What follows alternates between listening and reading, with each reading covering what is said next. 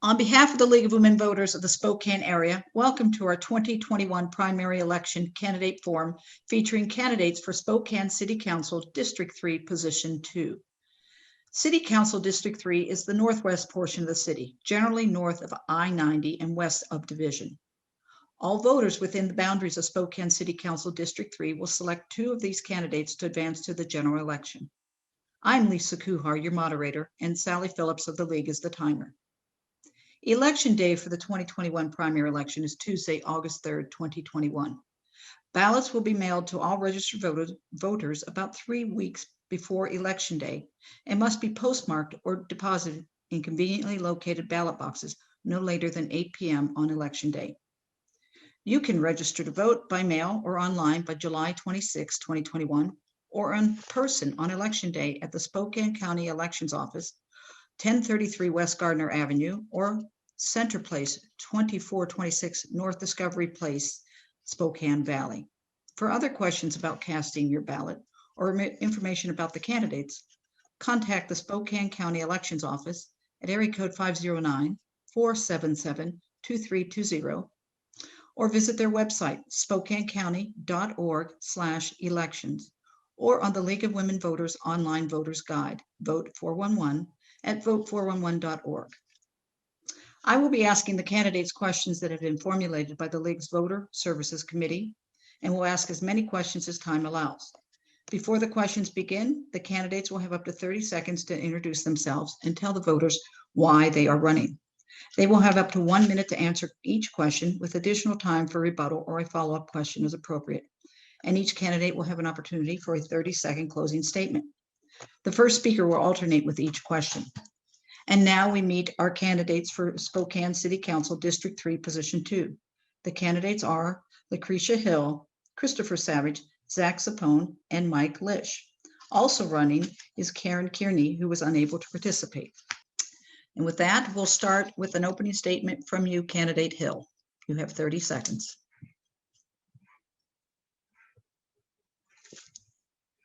Volume. Mute, I did it. Someone had to do it. I'm Lou, and I love Spokane. Spokane raised me, and 4 generations of my family call Spokane home. I have friends and family in every neighborhood in District 3, and I'm excited to collectively implement solutions to address growth, public health, safety, and economic realities. I've worked in nonprofit, philanthropy, and business, and throughout my career, I have had the opportunity to implement and facilitate projects and objectives that reach goals across different opinions and dispositions. And I'm excited to bring that to the city. Thank you, candidate Hill. And now we'll turn to Mr. Savage. Candidate Savage. Why are you running for Spokane City Council?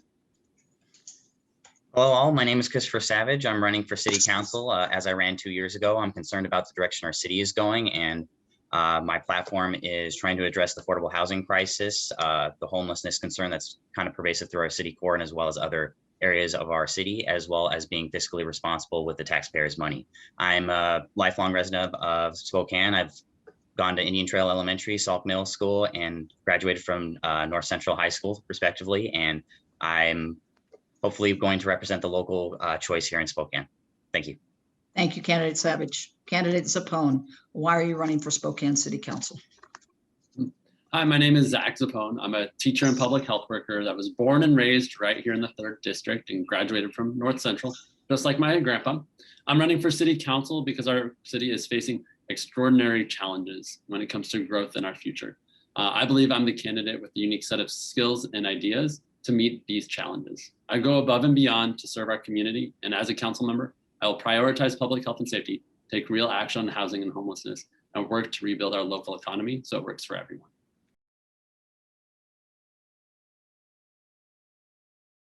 And finally, for our opening comment from candidate Lish. You have 30 seconds, sir. Thank you. I'd like to thank the League of Women Voters for putting this on and giving me the opportunity to talk today. Why am I running for Spokane City Council? I'm running for Spokane City Council because I love Spokane. It is the city that my wife and I have chose to raise our family, to enjoy doing those things that families are supposed to do. Well, thank you, candidate Lish. And now we'll turn to our questions. Our first question will be to you, candidate Savage. How would you address the public safety concerns many people have about the concentrations of homeless people in or near downtown? I would address the concern by trying to divert more funds and support towards charities that have shown that they have a good track record with how they've been helping the homeless, like Union Gospel Mission. Just an example, I really appreciate what they do. They consistently are helping individuals, young, old, men, female, child, old. And I feel like if we help with more of those kind of charities, we can help address this issue in a little bit better capacity than what has been over the past couple of years. When I ran 2 years ago, we were supporting other charities that seem to have wasted the money or have not been allocating it correctly. So I would want to divert more funds and attention towards charities that are more respectful in that manner. Thank you, candidate Savage. Candidate Sapone, same question. How would you address the public safety concerns many people have about the concentrations of homeless people in or near downtown? Like many other people, I've seen and experienced the increasing number of homeless people in our streets, and it's hard to turn away and look a blind eye. If you're walking around at night, it can be scary. And so I think when it comes to addressing these issues, it's really important to look to what are solutions that have been effective in other cities and that research says is impactful on reducing the homeless population. And that is increasing low barrier access to shelters, treating people with dignity and respect, increasing the amount of resources when it comes to mental health, and then making sure that we're doing a good tracking system to make sure what each individual is experiencing, why they're homeless, and what we're doing as a community to do the outreach to help get them off the streets into a shelter and get the services that they need. I believe that's critically important to do all this with treating people with dignity and respect. And finally to candidate Lish with question number 1. How would you address the public safety concerns many people have about the concentrations of homeless people in or near downtown?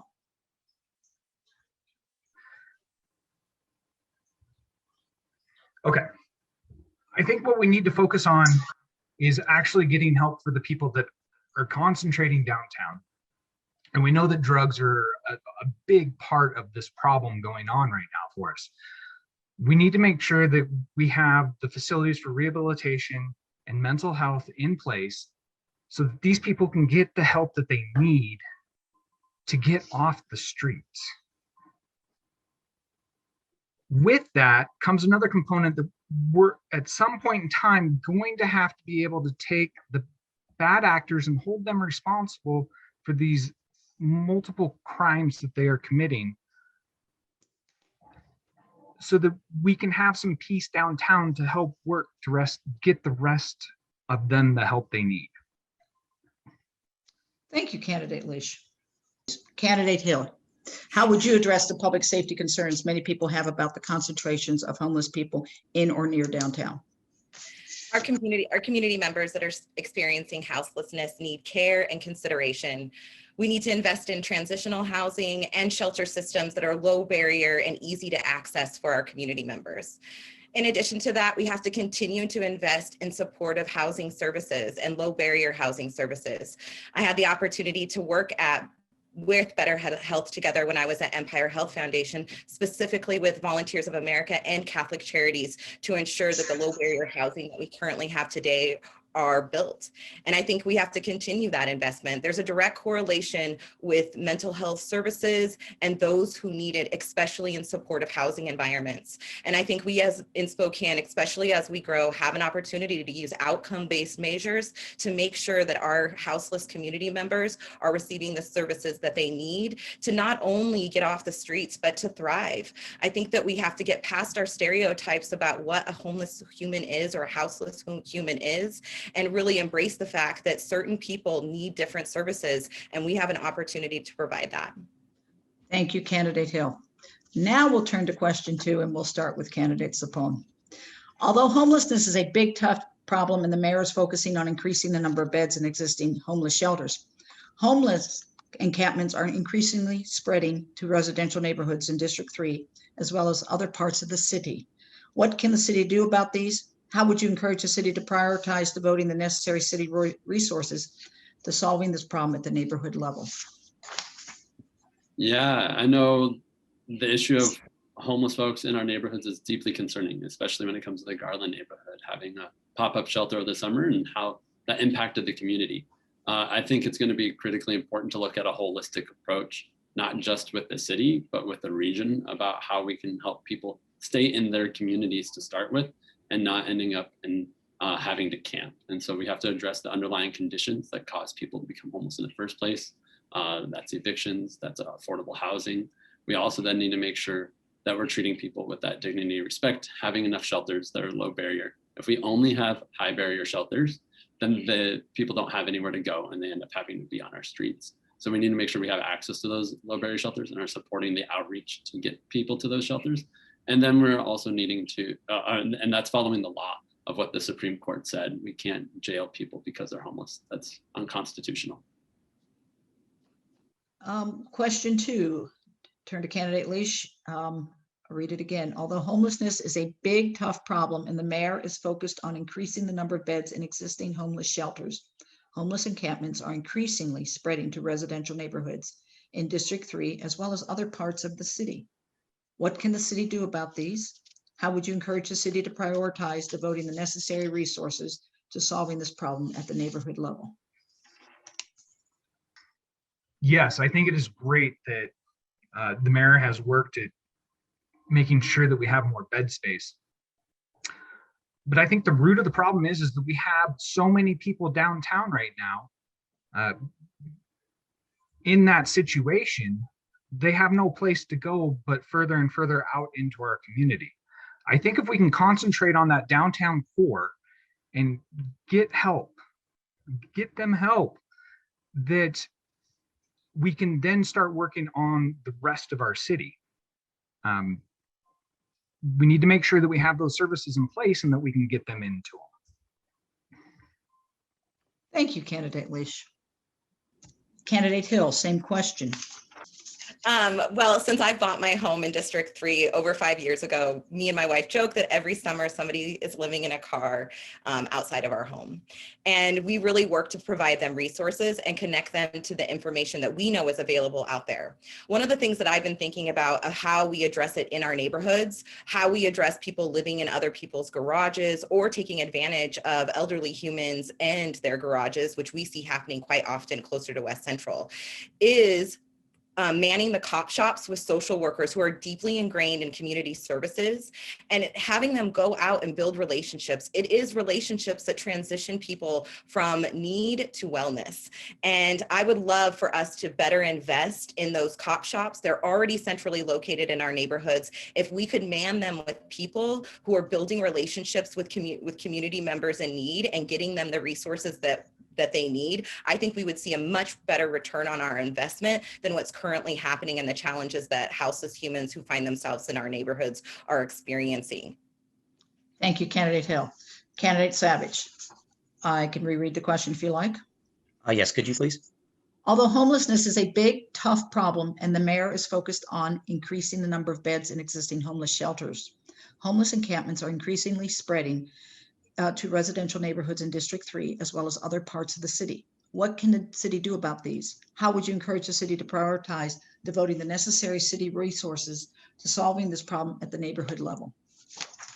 Well, what we can't do, what is currently going on, is the pop-up shelters. I went up and down Garland talking to several business owners and apartment complex owners, and what happened there shouldn't be happening anywhere else. If we do pop-up shelters, if that's what a neighborhood wants to go, there needs to be communication through the neighborhood council, through the business owners district, through the residents who are around the area, because what happened through those pop-up shelters was egregious. I mean, there is so many times where there was over promises and under delivered that just made the residents and the owners around there just turn into police officers, in which they never wanted to be that. These are people who wanted to help these individuals to the best of extent. And because this certain organization or organizations haphazardly ran the pop-ups, it's causing a bad effect not only on the homeless population, but also on the residents and business owners in the area. So what we cannot do is what has been currently going on with pop-up shelters, but more communication with our community leaders, our neighborhood councils, and our business owners, so that if this does keep going on, that we have actual, clear communication through everyone.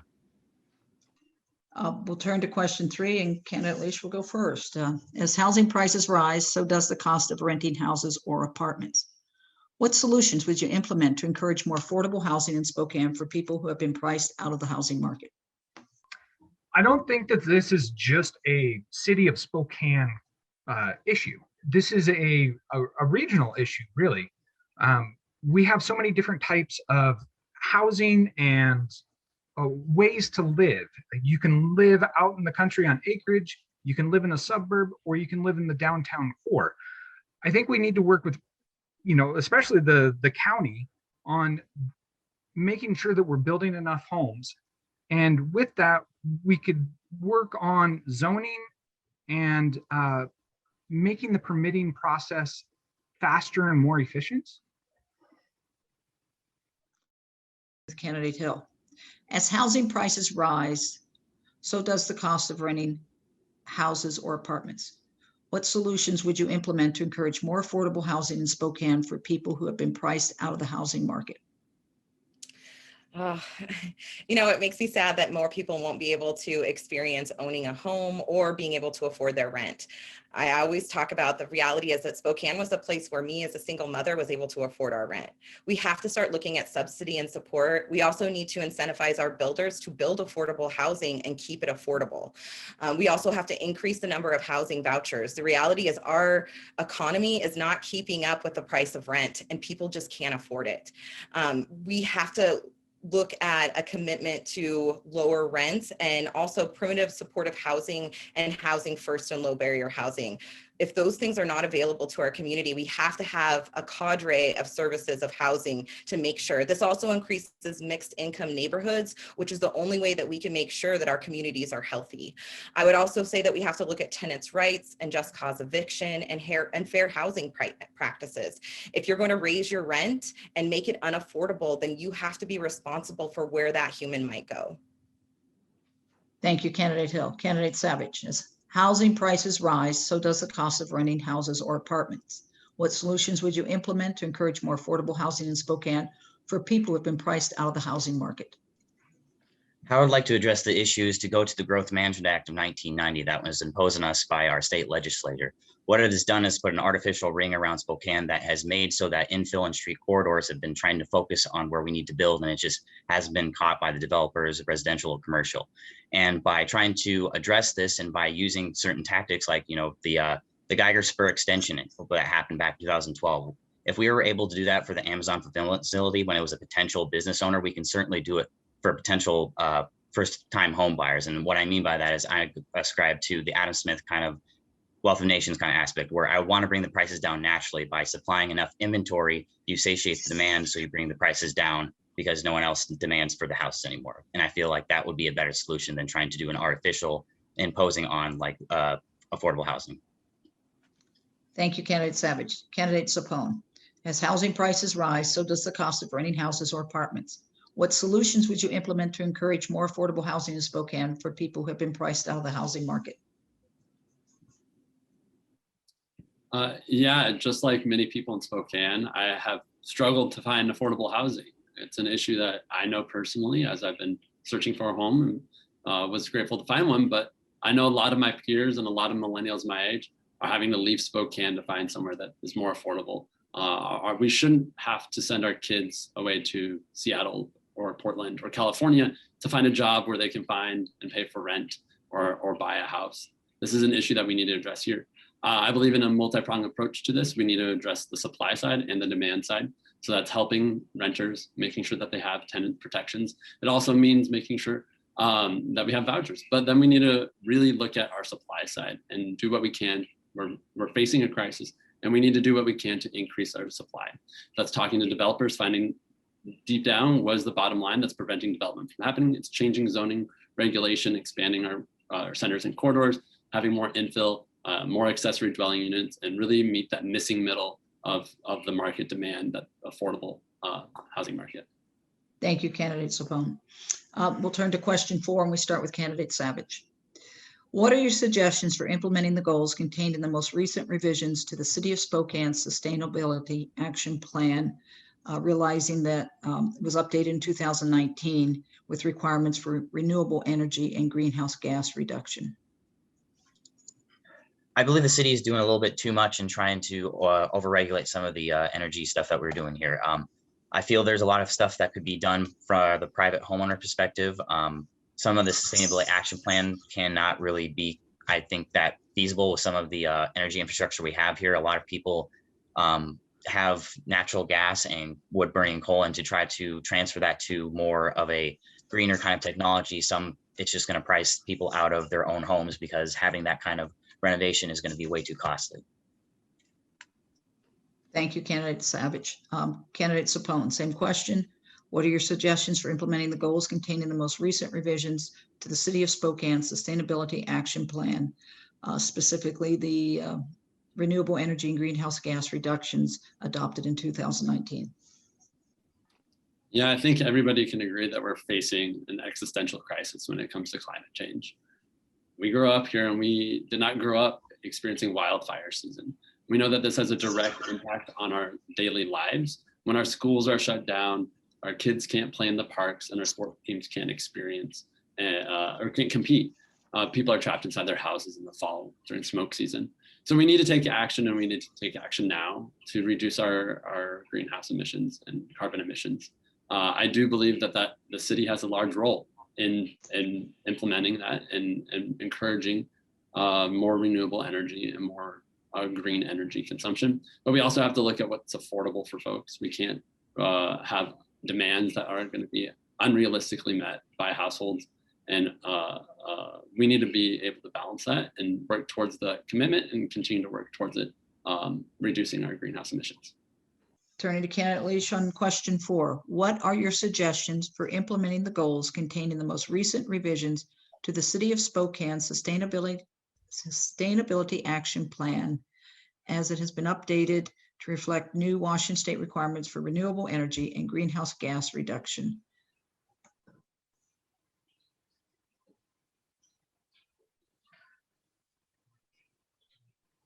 I have some concerns over these proposed changes. In my interactions, talking with voters, the seniors are already having a hard time with the increase in their property taxes, and they're concerned about being able to survive month to month. I'm afraid that if we go too gung-ho on this, we're going to end up in a situation where we're going to have increasing energy prices and make it even more unaffordable to live here in Spokane.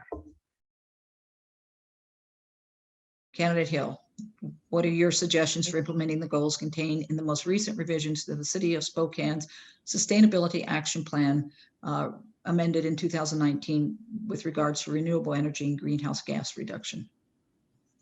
You know, we have to do something. I have a son who is severely asthmatic, and every single summer I have to make sure that I'm stocked with breathing treatments and the appropriate tools just so that we can make it through summer. We spend a lot of time in the summer with our windows closed and inside, and we actually have to bring a power generator with us if we go camping, just in case we need to use them for breathing treatments. If this is the reality that we're facing, we have to do something to alleviate the emissions. We have to go green. And the gift is that we're building new. With our new buildings, we can ensure that they are electric and ensuring that their carbon footprint is as light as possible. We also have infrastructure funding coming. We can help homes transition over to cleaner energies. And when we look at businesses that come into our communities, we really have to look at how they're treating our environment and hold them accountable for the emissions that they put back into our environment. We have the largest natural water source in the world. We have to protect it. And as water becomes more of an issue throughout our nation, this area is going to become more dependent on people, and we have to protect that. Thank you, Candidate Hill. We'll turn to question 5, and we'll begin with Candidate Sapone. The City of Spokane will be eligible for an additional $40 million from the federal government for COVID response. How would you propose this money be spent? Yeah, I think that's there's a lot of responsibility when it comes to having $40 million. I was disappointed last year when the county commissioners used that money to fund our jail system and pay existing bills in the jail system when we have real need in our community that we could be meeting people and solving those problems for them. So a lot of that need comes down to every day I'm processing applications for rental assistance at the nonprofit I work at. So we need to address people that are renters that need assistance, their energy utility bills too. People are behind and they need the help to get caught up. That also puts pressure on landlords who can't make their mortgages and are having to sell their properties. So rental assistance helps both landlords and renters. I would also look at the utility rates. A lot of people, or utility bills, a lot of people are behind on that and continue to be. This disproportionately impacts the Northeast, but there's a lot of people in our district and District 3 around Shadle that are really hit by that too. So there's some investment in our community. And now question 5 for candidate Leish. The city of Spokane will be eligible for an additional $40 million from the federal government for COVID response. How would you propose this money be spent? This is a great windfall for the city and opportunity for us as a community to prioritize and work to help the hardest hit during this crisis. We should use public input and make sure that we're doing it in an open way to get those monies where they need to go. It really should be a focus on helping the city be better. Candidate Hill. The city of Spokane will be eligible for an additional $40 million from the federal government for COVID response. How would you propose this money be spent? I'm not going to propose how this money is going to be spent because I really think this is a way to create inclusive policy building, and we need to go to our Native and Indigenous communities. We need to go to our African American communities, and we need to go to our most marginalized communities and create a coalition to really teach us how to spend this money. I agree that we have to subsidize some of our hurting families and make sure they have the resources they need. This is also a great opportunity to make sure that we are being progressive and inclusive and getting more people involved in the solution. And I believe they have the solution. As much as I want to implement all of my great ideas of supporting small businesses because those dollars stay in our community, I also want to be very clear that we now need to let our Indigenous and First Nation humans lead these conversations, especially in this region. And I think we have a great opportunity with these dollars to be transformative in the way we create the conversation, in addition to looking at some of our nonprofits and looking at what special projects they have that are going to increase job security and opportunities for all community members. Thank you, Candidate Hill.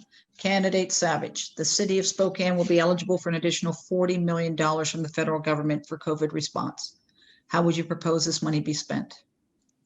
I think we really need to direct it toward our small businesses as well as our landowners. I know that a lot of the renters need assistance, but a lot of the landowners are not these kind of slumlord images that sometimes people keep in their minds, but mom and pop businesses who own maybe 1 or 2 parcels of property, and it's their limited income that they use to try to, help out their community by going to wherever they do and, donating where they were. This funding should be focused on that solely, because it seems that a lot of our small businesses and landlords have been kind of overseen when these CARES dollars have been put out, and that seems to be an egregious kind of oversight on their part. Thank you, Candidate Savage. And we turn to Candidate Leish for question 6. How should the city prioritize and find money for improved road maintenance for residential neighborhoods? Okay. The city should be prioritizing fixing the roads that are in disrepair at the moment and looking to expand our road infrastructure in our city to connect the little sections of houses throughout the city so we can travel better. Now, I believe that we should have enough money in the budget at this point in time to be able to do a lot of that. I don't see a tax increase or anything like that was really going to help us there. Thank you, Candidate Leish. Candidate Hill. How should the city prioritize and find money for improved road maintenance for residential neighborhoods? Well, I think we just talked about the CARES Act funding. So I definitely think that that should go to increase, to fixing our roads. Spokane is notorious. I think that also this is an opportunity to look at different materials that we use within our roads. I know that we have really great rainwater options and sciences that have come out, and specifically businesses right here in Spokane that are solving that problem. And I think that the CARES Act funding needs to go towards infrastructure. This creates jobs, and it addresses an issue that if you're a Spokaneite, that you've been dealing with your whole life, and that is potholes and challenges with our roads. In addition, I think that we can increase efficiency in some of our roads, especially when we head north and south. I continuously joke that throughout my life, there was supposed to be a north-south freeway. We have failed to see that come about. I really think that we do have the funding available to us now to address these issues and make sure that we are creating jobs and creating efficiencies in the city. I'm sorry. Okay, thank you so much. Okay, candidate Savage. How should the city prioritize and find the money for improved road maintenance for residential neighborhoods? What we need to do is we need to look more at what we're already currently doing. What there is currently happening in the West Central area where the Kendall Yards and part of the neighborhood is called the West Quadrant TIF Fund. And what that does is that it takes a special amount of tax and puts it into a fund to be invested so that it grows over a period of a decade or so that the investment can be put back into local infrastructure like Boone, for instance, which is a big kind of problem down in the West Central area. Unfortunately, legislation ordinance like that keep getting kind of reworked and kind of recreated. And for instance, the original date of this quadrant TIF fund was 2030. Recently, over the last year, they extended it to 2040, which is a huge oversight in my mind. And not only that, but they seem to want to use the money for other projects that are kind of around the area and not in the area, which is kind of bad in my opinion, like the North Suspension Bridge for the Riverfront Park area, as well as Post Street Bridge. Those tax money should be put back into the environment and community in which it's taken from, because that's the reason why that is started in the first place. So hopefully with more attention on those kind of legislation and ordinances, we can help maybe use more of those funds and make them better utilized than what they currently are. Thank you, candidate Savage. Candidate Sapone. How should the city prioritize and find money for improved road maintenance for residential neighborhoods? Yeah, I mean, everybody knows the struggles of Spokane roads. The winters are pretty brutal and our roads get hurt, and it costs money every year to repair them and fix them. So I think it's just talking about what lens and what priorities and how you'll address the infrastructure needs of our community, and how will that build upon the investment in our community to make it more sustainable long term. And so I think as we're fixing our roads and improving them every year, we should be looking at how can we build upon that, make more walkable neighborhoods, make our community more healthy, so people can get their groceries, walk their dogs, enjoy fresh air. And so we should be looking at those projects as opportunities to invest in the community, while also addressing the potholes that are damaging our cars on the way. That's using our resources wisely, not being wasteful. And there's going to be great opportunity when that north-south freeway is finally done. Hopefully the funding has been secured, so it should finally be done. Looking at an innovative way that we can use division. That'll be a big decision in the next city council, is how are we going to envision a new division, and how will we want that to help our community and serve our community. Thank you, candidate Sapone. Question 7, we'll begin with candidate Savage. What is the best way to fund and prioritize better code enforcement for such issues as abandoned vehicles and motorhomes increasingly found in neighborhoods throughout the city? One of the top things that we can do is just supplying the personnel to actually enforce what's going on out there. Several times for several neighborhood meetings that I've gone to, I have heard from several officers that the traffic officers, the code enforcement it isn't hired up to where they need for personnel. For instance, the traffic officers, we have 30 positions that are available in the city of Spokane, and we only have 5 of them filled right now. And if we can fill those kind of personnel, I think we can kind of make what we already have more efficient, so we don't have to spend more money, because what's already going on is that there's just barely any people going out there to enforce those kind of codes, which is a big problem. Thank you, candidate Savage. Candidate Sapone. What is the best way to fund and prioritize better code enforcement for such issues as abandoned vehicles and motorhomes increasingly found in neighborhoods throughout the city?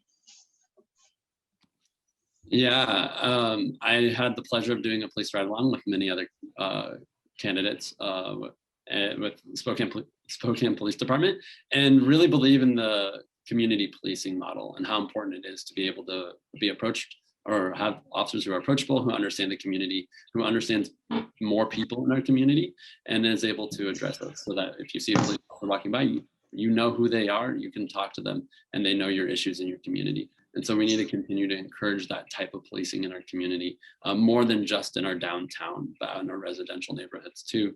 And then we need to make sure that we have the conditions that prevent people from having to end up in streets too in the first place, that we've already talked about. Thank you, candidate Sapone. Question 7, we turn to candidate Lish now. What is the best way to fund and prioritize better code enforcement for such issues as abandoned vehicles and motorhomes increasingly found in neighborhoods throughout the city? Yes, I've even dealt with this in my own neighborhood with abandoned vehicles. And 311 wasn't that effective in getting it done. We need to have time limits on how long you can park a vehicle. Now, I understand that some of these vehicles are being lived in, and that kind of puts it in a hard situation on how do we remove these vehicles. But it is something that we do need to look at as a city to make sure that we can get these vehicles off the road so people can actually use them. Candidate Hill, what is the best way to fund and prioritize better code enforcement for such issues as abandoned vehicles and motorhomes increasingly found in neighborhoods throughout the city? You're muted. I got it. I think we have to remember that a lot of these abandoned items are people's homes too. And so I would go back to my original solution of finding a diverse group of humans that work at our cop shops that respond to this. I can also see CDBG funding being able to be potentially used to enforce this and create a different way to respond and get those items away from homes and removed. I really also believe that if we have cop shops that we're already funding in every neighborhood, to me, it doesn't seem like it would be a big stretch to have a code enforcer within those neighborhoods, especially in neighborhoods where we have a high rate.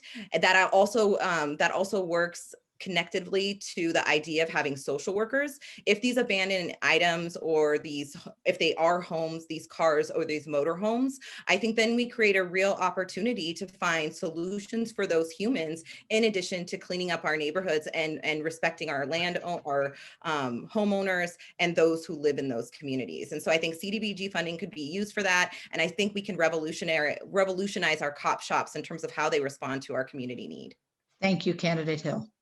Question 8, we'll begin with candidate Sapone. How does Spokane police response time compare with other Washington cities our size? I don't have the numbers in front of me, so I couldn't say, but that would be an interesting thing to look at. I know that a big issue is about dispatch time and issues around the dispatch and whether they get the resources they need. And I think that also comes to the police and for fire, and making sure that our emergency departments have the resources they need in order to have those quick responses. Yesterday, there was a fire on Doomsday Hill, and I called the police as I was driving by, or stopped to call the police or 911, and had to wait 30 seconds to get through. And there's been intentional issues around police dispatch and fire dispatch, 911 dispatch, that the previous administration has done to gut our dispatchers and not support our emergency dispatchers. And I will do what I can to make sure that we continue to prioritize that public health and safety and make sure that our emergency responders have the resources they need to be able to be dispatched and address our community needs. Thank you, candidate Sapone. And finally, question 8 to candidate Lish. How does Spokane police response time compare with other Washington cities our size? To be honest with you, I don't necessarily know how our response times compare to other cities in the state of Washington. What I do know from when I went on a ride along was there were so many calls that the police have to pick what calls to go to. So they have to go to the higher priority ones. And this is due to the fact that they don't have enough officers to actually do the job that we are paying them to do. Thank you, Candidate Lish. Candidate Hill, how does Spokane police response time compare with other Washington cities our size? I too do not have that information, but I do have the information in regard to our fire department. And I know that the fire department response time, because it usually has to do with medical, is sometimes the most urgent. I think that we really have to look at making sure that our fire department has the human resource that they need to be able to respond. I also know that there has been issues in regards to dispatch, and I think some union conflict. And I think at City Council, we could better work with those entities to make sure that what comes first is how we respond to humans. I also would really like for us to be thoughtful of the fact that we need to respond differently to different needs. A lot of times, if you look at the rates of domestic issues that are being responded to, I think that is a clear area where we can respond differently, where we can respond with social workers, and we can make sure that those types of needs are being met, and not always with a police officer, but with someone that's prepared to provide long-term services and potentially care for families that are in crisis. And I think the most important thing we can do is triage these calls and make sure that they have the appropriate response for their needs. Thank you, Candidate Hill. Candidate Savage, how does the Spokane police response time compare with other Washington cities our size? It is woefully bad. And the reason why is because it's the same thing as our traffic officers situation. Back in 2019 and the Community Assembly, when Major King was coming to update us on the use of force policy, we also heard from him that from even back then that so many police officers are just not resigning, but just retiring. And we just can't fill fast enough the people to fill their shoes. And with that in mind, that, bleeds down into the dispatch, where if you don't have the personnel to send out, then you can't have a response time, or the response time gets pretty big. And that's kind of what's been getting worse and worse over the past couple of years, is that we just don't have the personnel to have that response time in which we want, even though we may have the infrastructure to support it. Thank you, Candidate Savage. This completes our questions. We'll now turn to your closing statements, and you have 30 seconds each. We begin with Candidate Hill.